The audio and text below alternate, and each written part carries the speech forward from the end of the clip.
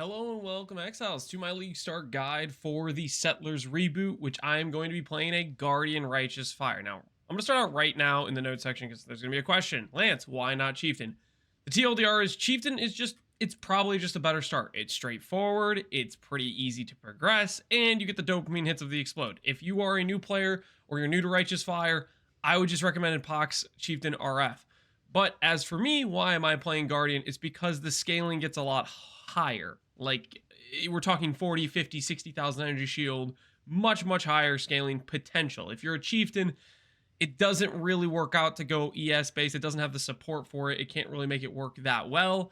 It has to stick to life based, and life based just gets capped out at like 9, 8, 10k life at the top end, and the defensive disproportionality of having a character that gets to 40k and 10k at your baseline before you consider the extra mitigation layers is just a pretty big deal. So that's the main reason. I can end up getting to a much higher DPS on, or much higher defensive setup on Guardian, similar DPS I believe, whereas Guardian can just be a Righteous Fire Valor F build, whereas Chieftain has to supplement damage with Fire Trap. So that's the reason right out the gate. Now, I personally am going to be attempting a weird scuffed setup where I swap to ES for Righteous Fire around like level 57-ish when I get my second lab. This is not a very smooth swap. It's kind of weird. It's kind of awkward.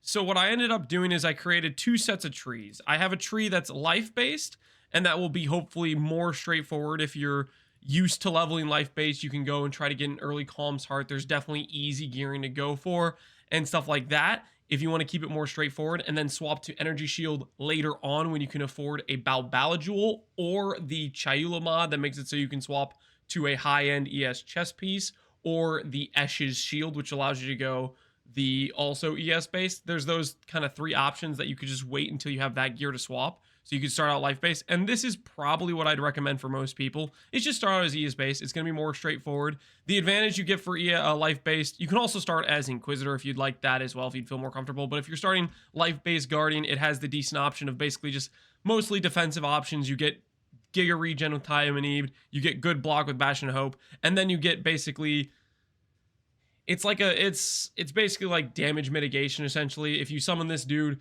the damage will go to him before you, and he also will add in some of his own DPS. That's why I have these minion nodes. They're also good percent damage for RF as well, but they will make this minion deal some okay damage as a support thing as well as defenses. So you can go life based. The first 3 laps for Guardian honestly are pretty decent, or you could go Inquisitor if you want to do that as well. Both options are fine.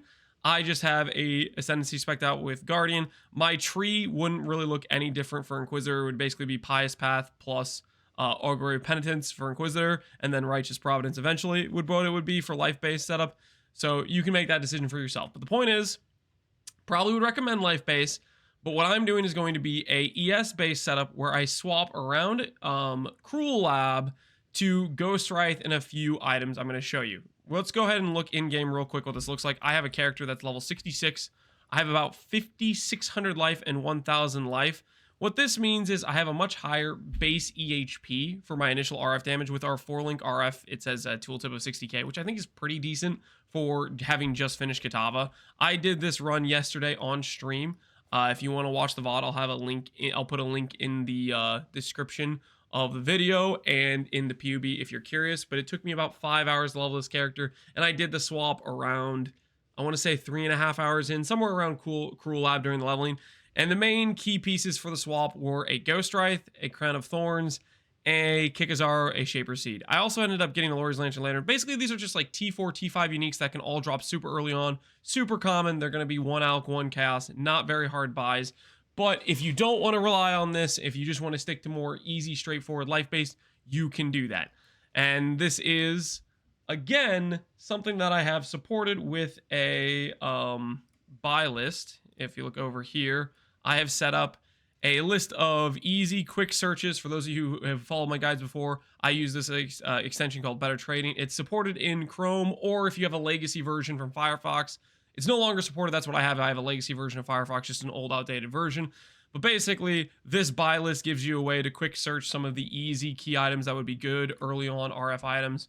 A lot of these things are just things that generally are pretty common and they appear on trade fairly quickly. We'll see how many people are playing the reboot. That's going to fluctuate and affect how much of these items begin on appearing on trade very quickly. But anyways, just for your use is all these basically quick key of uniques you can go for. I even have Calm's Heart on there. If you're doing like a life-based setup, this is a fantastic item to go for. Or for example, if you're looking for some early rare items, I have weighted some setup.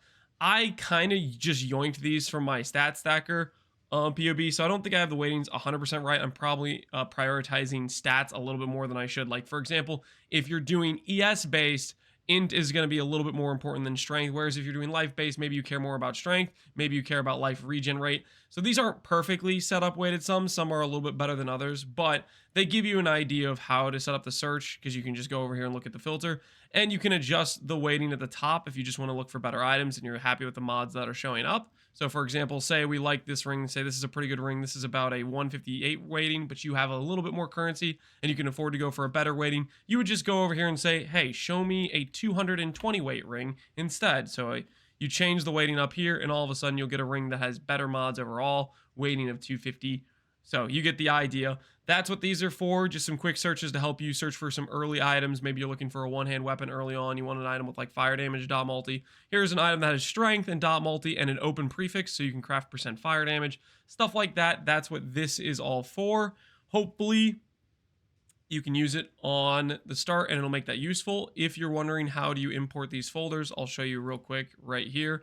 In the other portion of this list, you have this right here. All you need to do is click at the beginning of the list, highlight over like this, Control C, and then when you go back over to the trade search, you can go import folder, copy paste. It should show up Gagarfian 21 bookmarks and click save. That's how you import this list of trade searches.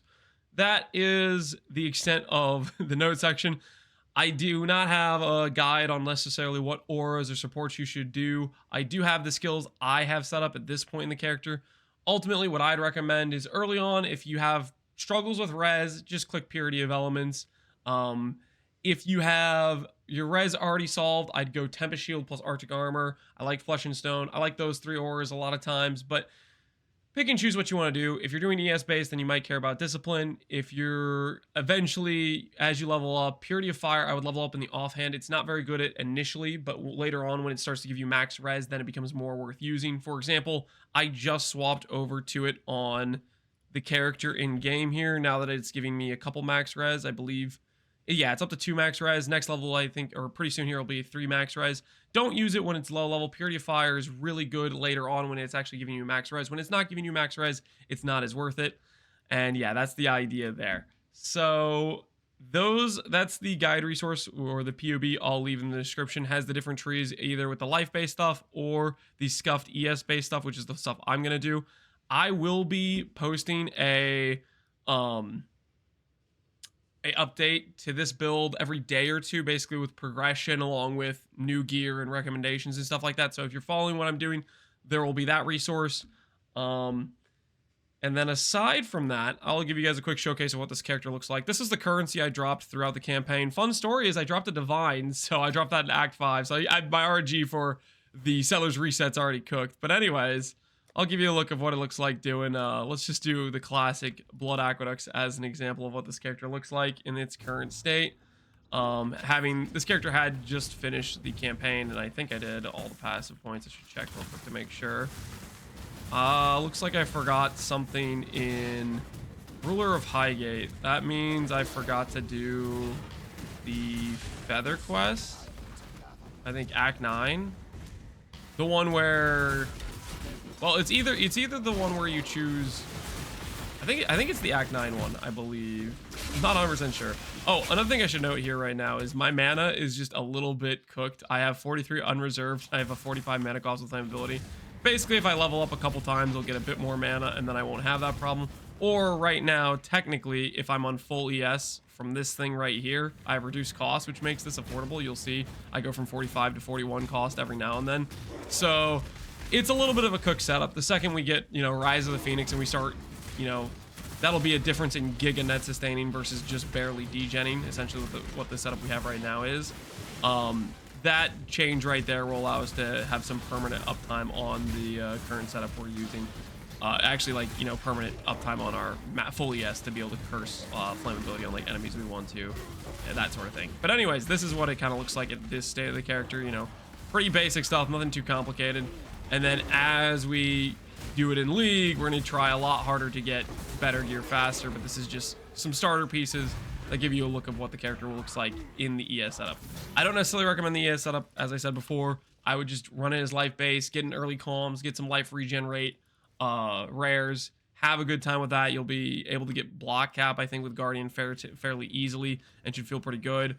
But I wanted to give both options, and hence that is what this is for, having the POB with the two different trees. This is what I'm starting for the Settlers reset. Kind of a scuffed POB, but better late than never. If you're curious about Guardian RF and you're wanting to start it, you can follow me on Twitch. I will be streaming the whole run, as well as I'll be posting update videos to YouTube. This is going to be the reset of the 0 to hero run, essentially. I thought I was going to have a month to do the 0 to hero, and turns out I had a couple days before this reset, and I said, you know what, we'll just start it over, and we'll do a big Righteous Fire progression run in the Reboot League until PoE 2. So that's the plan. Hopefully you guys enjoyed. As always, thanks for watching, Exiles. Take care, and peace out. Have a good one, guys. I'll see you later.